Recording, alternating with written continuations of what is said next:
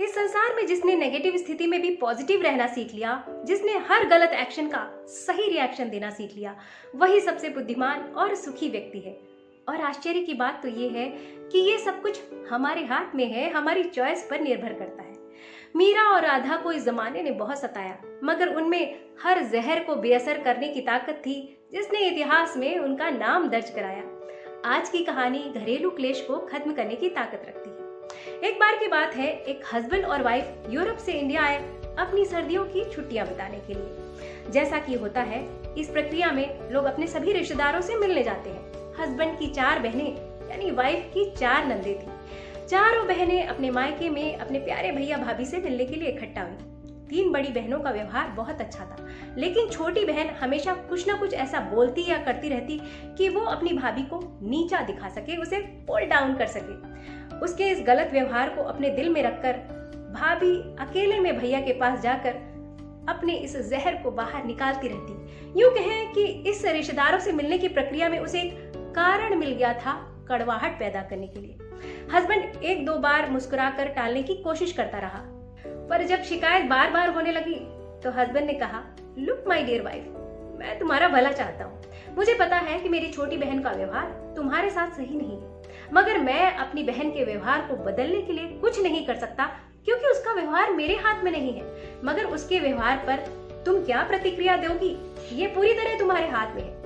तुम उसकी बातों को महत्व देती हो, इसलिए वो तुम्हें बुरी लगती है। अगर तुम उसे महत्वहीन बनाना चाहती हो तो तुम उन 3 नंदों पर ध्यान दो जिनका व्यवहार तुम्हारे साथ अच्छा है, और उसे नजरअंदाज करो। एक बात ध्यान रखना, अगर किसी के गलत व्यवहार को खत्म करना है तो उसके लिए तुम्हारे पास सही व्यवहार की अक्ल होनी चाहिए। अगर तुम कुछ ऐसा कर सकती हो जिससे वो सही रास्ते पर आ जाए तो ये भी तुम्हारे हाथ में है। अगले दिन सभी लोग डिनर कर रहे थे। अपनी आदत अनुसार छोटी ननद ने कहना शुरू किया, भाभी, पिछले 1 हफ्ते से हम आपको तरह तरह का बनाकर खिला रहे हैं, आप तो बस थोड़ी मोड़ी हेल्प कर देती हैं। कल सुबह का पूरा ब्रेकफास्ट आपके हाथ का खाने का मन है, ताकि आपके हाथ का स्वाद भी हमारी जुबान पर रह जाए।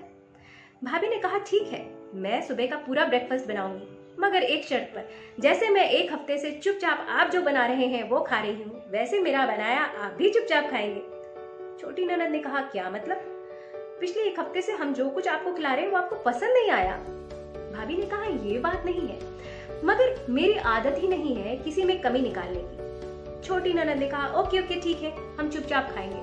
अगले दिन भाभी ने वर्मिसेली बनाई ढेर सारी सब्जियां मिलाकर। इंडियन खाने के हिसाब से उसमें मिर्च मसाले काफी कम थे, तो कमिटमेंट इज कमिटमेंट। सब ने चुपचाप खाया और खाने के बाद सबको ये समझ में आया कि शायद इन 7 दिनों के खाने में भाभी को मिर्च मसाले थोड़े ज्यादा लगे होंगे। यकीन मानिए, इन्हीं छोटी छोटी बातों में पड़कर हमारे देश की बहुत सारी औरतें अपनी जिंदगी बर्बाद कर लेती हैं, अपने घर का माहौल विषाक्त कर लेती हैं। जब हम अपने ही घर में गलत बातों का जवाब गलत बातों से देते हैं तो अपने ही घर में हम जहर के पौधे को खाद और पानी देते हैं, और इसके लिए स्थितियां जिम्मेदार नहीं, हम खुद जिम्मेदार हैं। और ये जहर का पौधा हमारी क्रिएटिविटी को, हमारे घर की सुख शांति को नष्ट करता है। तो अगर खुश रहना है तो गलत व्यवहार का जवाब सही व्यवहार से ही दिया जा सकता है, और नेगेटिव स्थिति को पॉजिटिव में बदला जा सकता है। मैं हूँ सोनिया अग्रवाल। ये कहानी अच्छी लगी हो तो वीडियो को लाइक करिएगा, शेयर करिएगा और चैनल को सब्सक्राइब करिएगा।